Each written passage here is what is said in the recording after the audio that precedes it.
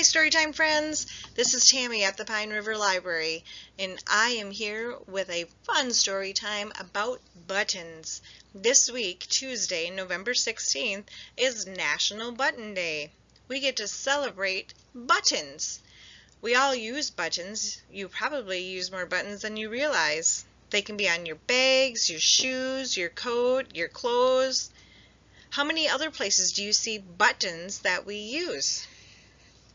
So I decided let's have some fun stories all about buttons.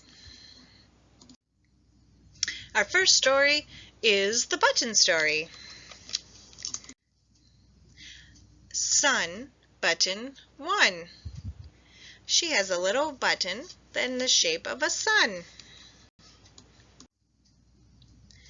Shoe Button 2. Her next button on her jacket is in the shape of a shoe. Star Button 3. Her third button is a cute little star. Bell Button. Oh, where's button 4? Oh no, button number 4, the bell button, fell off her jacket.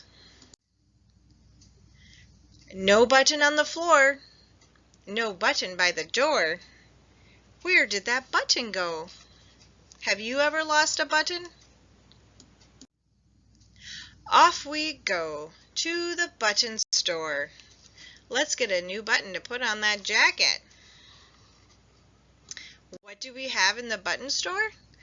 Large buttons, small buttons, yellow, red, green buttons, fancy buttons, funny buttons, buttons in full bloom. Somebody took buttons and made them look like flowers. We have a button eyes and a button nose. Bowls of button soup. Do you have a bowl of buttons at your house? I have a jar of buttons at my house. Choose a button. Oh, which one is she going to pick to put on her jacket? The seamstress will sew the button. Attach it to the jacket. Time to button up. She got her button replaced on her jacket. Wait, there on the stair. Button found. Oh, she found her button after all. Button friend. How nice. She just put the button right back, right next to the new kitten button that she found. Our next story is the silver button. At 9:59 on Thursday morning, Jody drew a duck. She gave the duck a top hat, cane, and boots of the softest leather. On the boots, she put silver buttons. 1, 2. Her pen hovered in the air before she drew that final button. As she was waiting, Jody's brother Jonathan pushed slowly to his feet. He swayed. He frowned. He tilted forward. And he took his first step. He took that step like he was going somewhere. All while Jody was getting ready to draw her next button. At that same moment, Jody and Jonathan's mom began to play "Merrily Kiss the Quaker's Wife" on her penny whistle. Mom loved the picture of the wild hare on her calendar so much she hadn't changed it in 3 years. Still, While Jody was waiting to draw that button, do you know what else happened? Outside, a pigeon nested under the roof. As Jonathan took his first step, a feather floated gently past the window like an autumn leaf. Also next door, Alice mailed sticks and stones through the front gate, and an early morning jogger puffed on by. Out in the street, Joseph avoided the cracks in the sidewalk so the sharks wouldn't get him, and an ambulance screeched past Jody's house. On High Street, Bernard had his shoelace tied for the second time that morning. It just wouldn't stay tied. And a man bought some fresh bread from the baker. 1 block away, a soldier said goodbye to his mom. There is a lot happening this morning. Over in the park, the breeze blew a fine mist over children sailing boats in the fountain. Under the oak, Sophie and her granddad made a house of leaves. Sophie sat in the living room while Granddad swept in the bedroom. On the edge of the path, a blackbird found a worm, and an old lady shuffled by, pushing everything she owned in a shopping cart. Also happening at the same time as Jonathan was taking his first step and Jody was trying to draw a silver button, high over the city, a flight of ducks headed south like an arrow, and in Mercy Hospital, a baby was born. Over on City Beach, Belle and Vashti popped seaweed. On the shoreline, Patty dried off while Jock scratched his back in the sand. Sunlight hit the windows of the city. Phones rang in 1,000 offices. Far out over the bay, a tanker headed all the way to China. Then, down came Jonathan on his pink little knees. Sometimes they don't get too far when babies take their first steps. "Mommy," yelled Jody, "Jonathan's just taken his first step." Jody put the last silver button on her duck's boot. Finally. Sunlight from all over the city streamed through the window, and the kitchen clock struck 10. All of that happened in a matter of 1 minute. The city was so busy. Our next story is button soup. Doesn't that sound good? Let's see. How do we make button soup? One day, outside the corner store, this woman came up to us.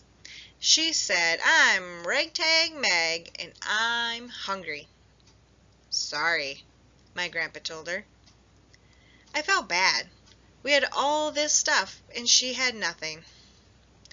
"Don't you worry," said Ragtag Meg, as she walked away. When we got home, I felt kind of lonesome. I looked out the window. Then Ragtag Meg came strolling by. She smiled and waved to me. "Going outside, Grandpa." He nodded and went to sleep. Ragtag Meg and I walked around together. Suddenly, she picked up an old button. "Hey, look!" And she got all happy like it was made of gold. Then, in a pile of junk, she saw a big old iron pot and a spoon. She grabbed them and said, "Just what we need." We washed the pot and the spoon. We put water in the pot, and Meg built a fire under it. I don't know what for, but it was sure fun at the time. Then Meg hopped up on the fountain and shouted as loud as bells, "Anyone who's hungry, come on out. I'm cooking button soup." People came and looked in the pot. "There's nothing in there but water," they said, and they laughed and made fun of Meg. But she was singing, "Button, button, made of wood, make some soup and make it good." She dropped the button in the pot. People were saying mean things like, "Who ever heard of button soup?" or "She's crazy." I stood up for Meg, though. "This soup will be great," I said.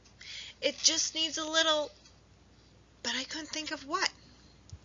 Meg was nodding, stirring, and singing, "Button, button in the pot, can you help a little or a lot?" I thought of my mom and how she used to make soup. I said, "It just needs a little parsley and dill."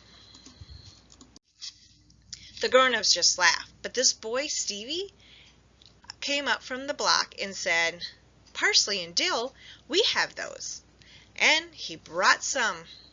Meg let him drop it into the pot, and she sang, "Dill and parsley in the pot, will they help the soup a lot?" And great big bubbles started to form. "The button says yes," says Meg, like she could hear the soup talk.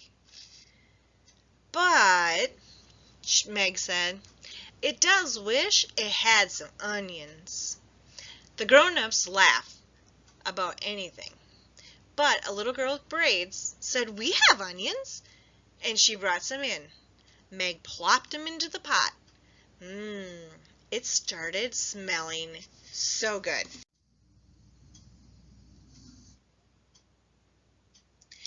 Even the grown-ups could smell it. The lady from the cleaning store brought some celery to put in the pot.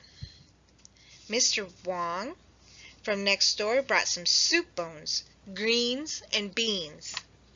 Old Mr. Brown brought a carrot. Meg grinned and sang really loud, "Button, button, made of wood, now this soup is getting good." And tons of bubbles came up. The soup smelled better and better. "But something is still missing," I said to Meg. She nodded, like she knew. I ran home.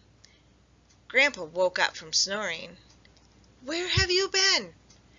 he asked. "Come, see," I told him. I dashed in the kitchen, grabbed our chicken, and I dragged Grandpa out the door. Meg cheered and called me by name. "Hey, Mandy!" I got really glad. I plopped the chicken in the pot and went gloop, just like the soup was saying thank you. The smell got wonderful. People said, even the ones who had made mean jokes before. Mr. Wong bought bowls and spoons from his noodle shop. He brought a big ladle, too. Meg dished out the soup. You should have been there. We all had seconds. Meg and I had thirds. We never tasted soup so good. When the pot was nearly empty, Meg scooped out the button, and she gave it a kiss. Then she threw it in the air. I watched it go way, way high. And when I turned back, Meg was gone. Whoosh! Just like that. But, you know what?